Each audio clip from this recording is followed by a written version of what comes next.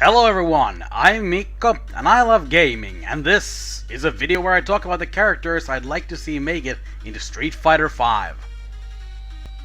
I'll be looking at potential returning characters from previous Capcom games related to the Street Fighter series, and I'll briefly go over why I like each one. I decided to limit myself to 2 picks per game, and this is all based on my faith in Capcom actually taking the characters and making them fun to play, of course. Of course! I'll start right at the beginning with Street Fighter 1, meaning the very first game in the series, not some Xbox One situation here. About half the characters have already made appearances in the series, from Zagat to Birdie, and of course Ryu and Ken. One of those I'd kinda like to see, since they haven't actually appeared on a non-handheld version of a core entry in the series, would be Eagle. Sort of a unique take on the boxer archetype, with every attack using only one set of limbs with his stick fighting style. But since Capcom has already shown what they can do with him in handheld version of Street Fighter Alpha 3 and Capcom vs SNK 2, I decided to leave him as a runner-up. I know a lot of people have suggested that Geki, the original Street Fighter ninja, make a return appearance as well, but I kinda feel that between Vega, who's already in the game, and Ibuki, we've kinda already seen his specialties covered. Even his teleport is kinda covered by Nash now. So my first actual pick is Retsu, the very first opponent you face in the very first Street Fighter. In the game he's the most bare-bones opponent possible, with like no special moves, but that also means he has the most untapped potential of anyone here. His style being Shorinji Kempo is pretty much all that's been established of what he can do, and that leaves a lot of room for the dev team to expand upon. Since the first game, his backstory has been linked to Ryu and Ken as a friend of their master Goken. For my second pick, I'm gonna go with Lee, the uncle of Yun and Yang. His distinct special move is the dashing punch Yun uses as well, but beyond that, I think there are still a wealth of legitimate techniques from Chinese martial arts that could be put to use in his moveset for a style that stands apart from his nephews. Yang's ending in Street Fighter 4 implies that Lee might be dead, but I don't think it's actually been confirmed.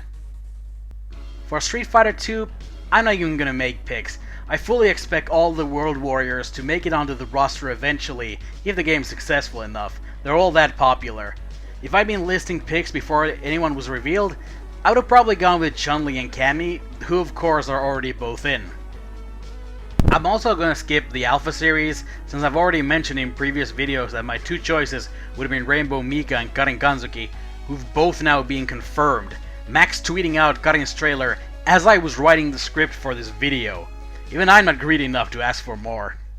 Street Fighter 3 was pretty decently represented in SF4, and I kinda don't feel like we already need to see the same characters again. I wouldn't mind Dudley or Ibuki, but I'd honestly rather see characters return who've been out of the spotlight for longer. There are a lot of characters that I wouldn't mind making the cut, only a couple that I really don't particularly care for at all, like 12 and Q, that never really spoke to me. I know a lot of people want to see Q back, but I'm just not one of them. My first pick is kinda obvious, as he was the new generation's poster boy, Alex. I like grapplers a lot, even if I'm not that great at playing him, and I think Alex definitely has enough to him to be a cool addition, even with 2 grapplers already on the roster. I know he's popular enough to be an actually smart choice too. There were leaked rumors of him being on the initial roster, and I have a feeling he might actually make it on, if not at the start, then down the line. There are just so many people that want him in, and as far as I know, very little reason to not cater to them. For the second pick, I'm gonna go with Urien. Though Rashid kinda has his own take on the Aegis Reflector, Urien's most popular move, in the form of his V-Trigger Tornado, I still decided there's enough to Urien that I'd like to see what they can do with him.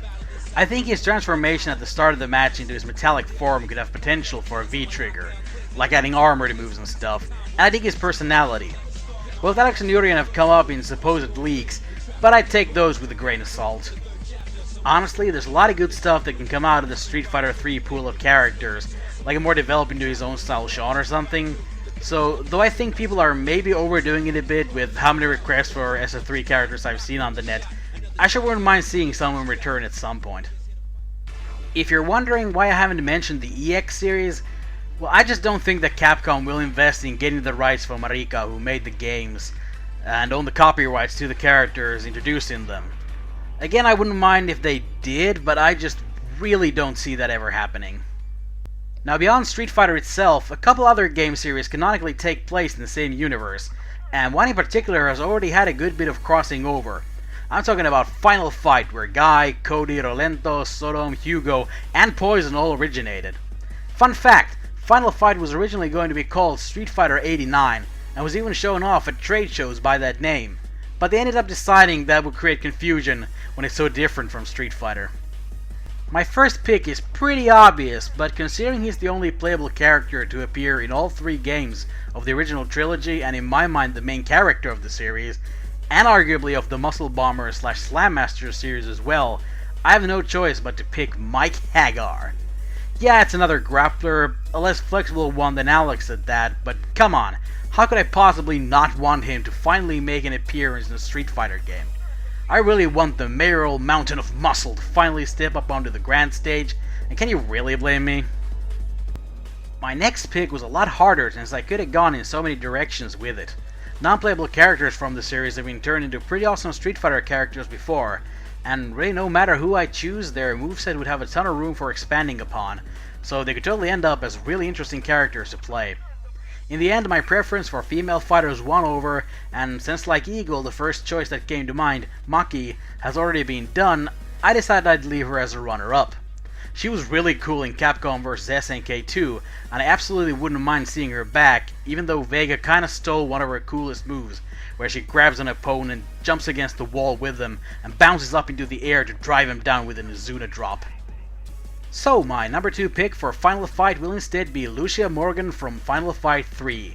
She's the game's fastest character, even more so than Guy, and likes to use a lot of kicking techniques. Now, a fast female kicker isn't exactly anything new to Street Fighter, but I'd still like to see what they could do with this feisty cop. Maybe have her use her signature stun baton as part of her moveset, maybe as her V-trigger she could whip it out and it could change her moveset. I think there's enough room for developing her skills for her to be a worthy addition. Speaking of Hagar, his inclusion in both Slam Master's games links these to the Street Fighter universe, along with a certain line in Gunlock's bio. Now I know someone has to be wondering whether there's any end to my greed for grapplers, but not every pro wrestler has to focus on grapples. There are plenty of real-life wrestlers whose styles prioritize striking. Speaking of, my first pick is the Scorpion, known in Japan as Astro. No, not that Scorpion. Or that Astro either. There we go.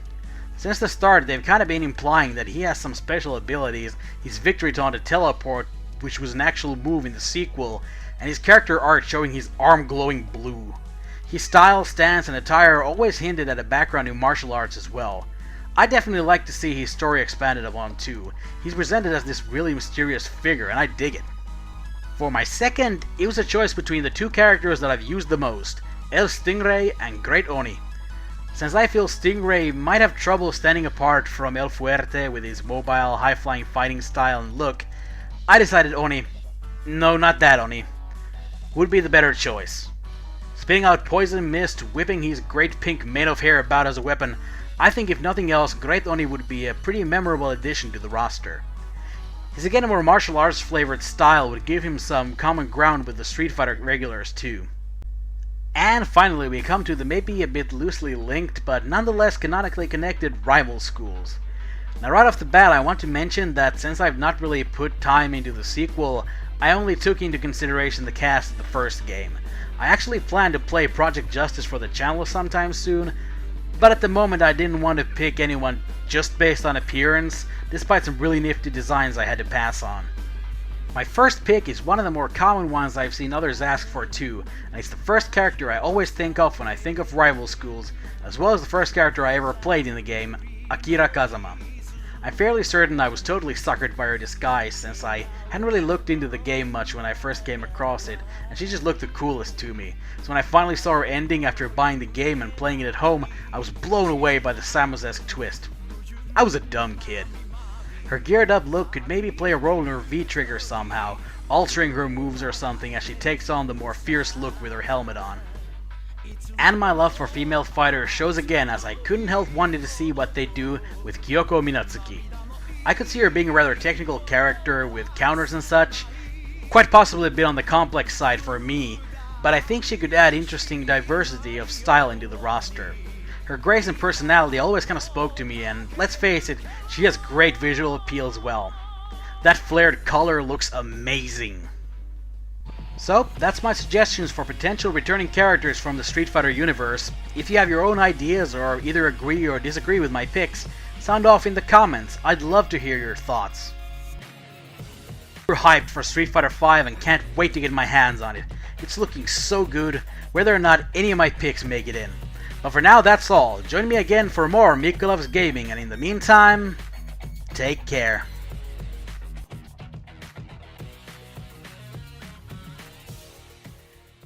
The very first opponent you face in the game. In the game is the in the game. Karin, as I'm writing the fuck. This is not that hard. My first pick is kinda obvious, as he was the new. Even if I'm not that great by I'm not that great and playing them. I like grapplers a lot, even if I'm not like. I'm gonna go with Urien. Urien or Urien? I think Yuri. His metallic form could have potential for like a more developed into his own style genre or something. Lucia Morgan from Great Oni would be a pretty memorable addition to the roster. What the fuck was that word?